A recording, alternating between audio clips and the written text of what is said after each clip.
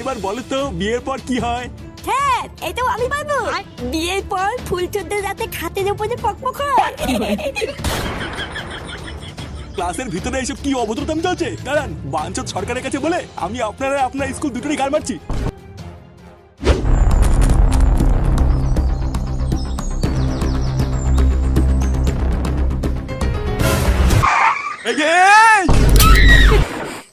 কি রে, বুড়ো বয়সী লেওরা মারবি নাকি? চোদ্দা অমন 60 মতন দৌড়ে বেড়াচ্ছিস কেন? কাকু ফুটো কোথায়? তাহলে ওরা আমার থেকে তো ভালো তোরা জানিস যে ফুটো কোথায়। চোদনাটা সেই যে ভোরবেলায় বেরোলো, এখনো তো বাড়ি আসার নামই নাই। ভাবলাম এই রোদ গরমের মধ্যে আমি আর বেরোবো না, ওকেই বাজার করতে পাঠাবো। তা না, সেই গাড় মারাতে মারাতে আমাকেই যেতে হলো। লেওড়াটা আমার হাড় মাংস সব জ্বালিয়ে খেলো।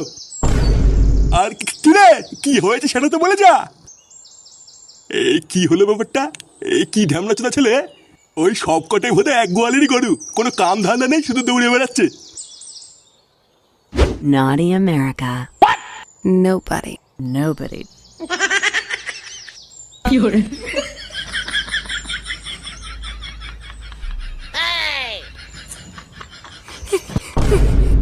ফুটো কে রে বড়া? একই রে ল্যাংচা, কোথায় ছিলিস সকাল থেকে? ওইসব বলে টাইম নেই পল্টুদা, তাড়াতাড়ি আগে একটু খবরের চ্যানেলে দাও। ওইদিকে বিশাল বড় কেলো হয়ে গেছে। এই মুহূর্তে সব থেকে বড় খবর, সরকারি এক পরিদর্শক ঝিঙ্কু স্কুল পরিদর্শন করতে যাওয়ায় ফাটা ভস্তিবালা নামক এই বাচ্চা সরকারি পরিদর্শকের প্রশ্নে নোংরা ভাষায় উত্তর দেয়। ফলে পরিদর্শক সেটা ভাঙা রেগে গিয়ে স্কুলটাকে বন্ধ করে দেওয়ার পরিকল্পনা জানায় এবং সরকার ফাটা ভস্তিবালা নামক বাচ্চাটিকে ওই স্কুল থেকে বের করে দেওয়ার আদেশ দেন। এবার কি হবে ফাটা ভস্তিবালার? সত্যি কি ফাটা ভস্তিবালার ভবিষ্যৎ অন্ধকার?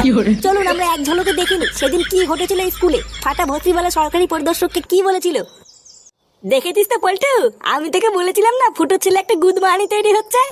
ওই দেখ দেখ, এ তো বড় পুরো স্কুলটারে গুদ মেরে দিয়েছে। এই তাই তো দেখছি রে। তবে একদিকে ঠিকই আছে, আমাদের ফুটো বলেছিল ওর ছেলে একদিন ফার্স্ট হয়ে টিভিতে আসবে। ওই দেখ বাড়া, চুদির ভাইটা সত্যি সত্যি টিভিতে চলে এসছে। এবার আমি বাড়া শিওর ফুটোর ছেলেকে এই স্কুল থেকে ঠাপিয়ে তাড়াবে।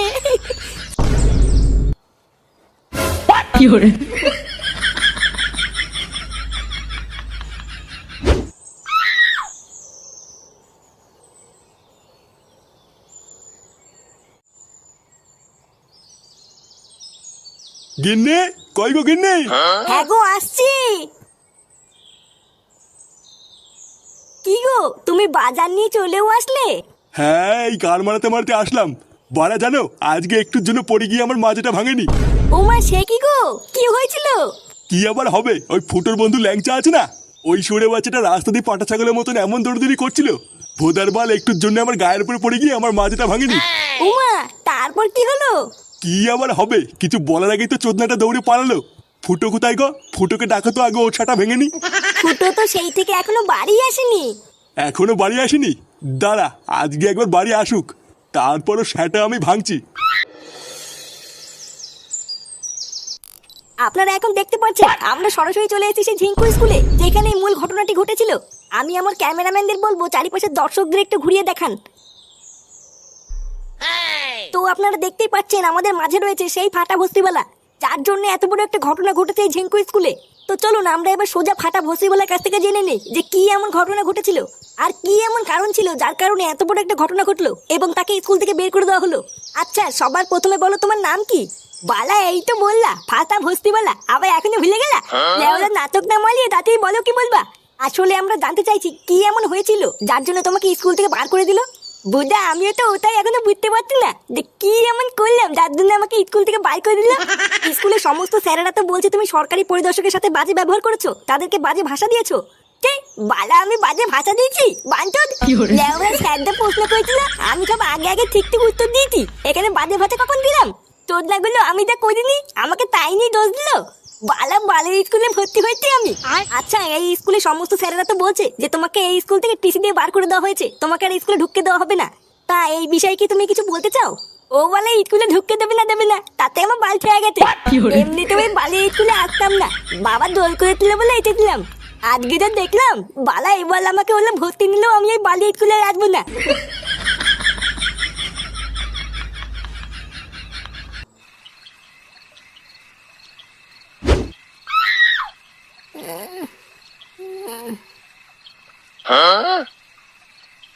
এ কি বড়া, এটা কোথায়? এটা গাধার গাড় রে বোকাচোদা। লেওরা আমার তোর ছেলে সব গাড় মেরে বসে আছে, আর তুই এখন বলছিস এটা কোথায়? এবারা ফাটাকে এই স্কুল থেকে তাড়িয়ে দিল। তা তাড়াবে না, তোর ছেলে গাড় পেঁয়াজি করে বেড়াবে, আর তোর ছেলেকে ধরে কি পুজো দেবে নাকি? শালা খানকির ছেলে, সব জায়গায় আমার মান সম্মান ডুবিয়ে দিল। লেওরা কত আশা করে এত বড় একটা স্কুলে ভর্তি করেছিলাম, আর গাড় মারানিটা এখানেও আমার ফোঙা মেরে ছাড়লো। শালা সুরের বাচ্চা। বাড়া দেখ না, এখন একবার বাড়ি যাই, তারপরে সেটা কেমন ভাঙি। মাথাটা একটু ঠান্ডা কর ফুটো, এখন মাথা গরম করার সময় না। ভোদা তোর এই বারোচোদা ছেলের জন্য আর কতগুলো স্কুল পাল্টাবি? এর থেকে ভালো মাথাটা এখন একটু ঠান্ডা করে ভাব যে কি করা যায়। কি বা করবো বাড়া, বসে বসে কি হ্যান্ডেল মারবো নাকি? বাড়া যা করার তাই শান্তির ছেলেটা করেই ফেলেছে, আর কি করবো? বুঝলা পল্টুদা, আমি যতদূর খোঁজ নিয়ে জানলাম, সরকার মনে হয় ওই স্কুলটা বন্ধ করছে না, কিন্তু ফাটাকে আর ওই স্কুলে নেবে না, এটা শিওর। শোন ফুটো, তোকে একটা ভালো কথা বলছি শোন। এমনি অনেক রাত হয়ে গেছে, এখন বাড়ি গিয়ে আর এইসব নিয়ে কোনো ঝামেলা করিস না। আগে সকালটা হতে দে, তারপরে না হয় তুই ফাটাকে নিয়ে ওই স্কুলে গিয়ে স্যারের পা হাত পা ধরে একটু ক্ষমা চেয়ে নিস। বলা কি যায়, কপাল ভালো থাকলে আবার ওই স্কুলে ভর্তিও নিয়ে নিতে পারে। এ বাল, ওইসব স্কুল টিস্কুল বাদ দে ফুটো। ভালো চাস তো আগে বাড়ি গিয়ে তোর ওই শান্তির ছেলে গাড়ি প্যাচ মেরে সেটা ভাঙ। ফটকে, দেখছিস বাড়াও এমনি খোঁচে আছে, তুই আরো ওকে খচানোর চেষ্টা করছিস। ওইসব বাদ দে ফুটো, তোকে আমি যা বললাম তুই তাই কর।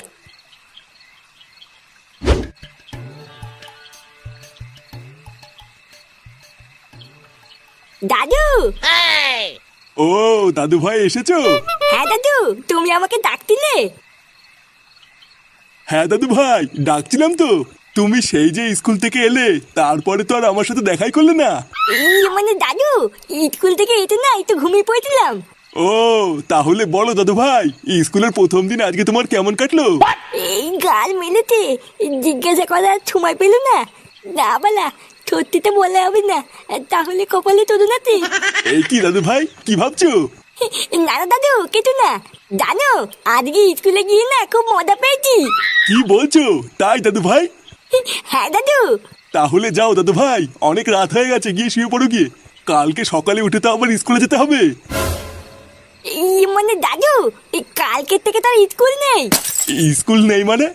কেন দাদু ভাই, স্কুল নেই কেন? আরে তুমি জানো না, কালকের থেকে তো স্কুলে গরমের ছুটি পড়ে গেছে। গরমের ছুটি পড়ে গেছে? আজ বাদে কাল দুর্গাপুজো, আর এখন গরমের ছুটি পড়ে গেল? গরমের ছুটি দিয়েছে না, স্কুল থেকে সারা ভেঙে বের করে দিয়েছে। বাড়িতে ছেলে স্কুল থেকে টিসি দিয়ে দিয়েছে, আর তুই বাড়িতে এসে গরমের ছুটি মারছিস। টিসি দিয়ে দিয়েছে মানে? এইসব তুই কি বলছিস? হ্যাঁ আমি ঠিকই বলছি, এই শান্তির ছেলেটাকে আজকে স্কুল থেকে টিসি দিয়ে বার করে দিয়েছে। এইসব কি বলছো দাদু ভাই? না না দাদু, আমাকে টিসি দেয়নি, বাবা মিথ্যে কথা বলছে। কি হয়েছে, আমি মিথ্যে কথা বলছি? শুয়োরের বাচ্চা। দাদু।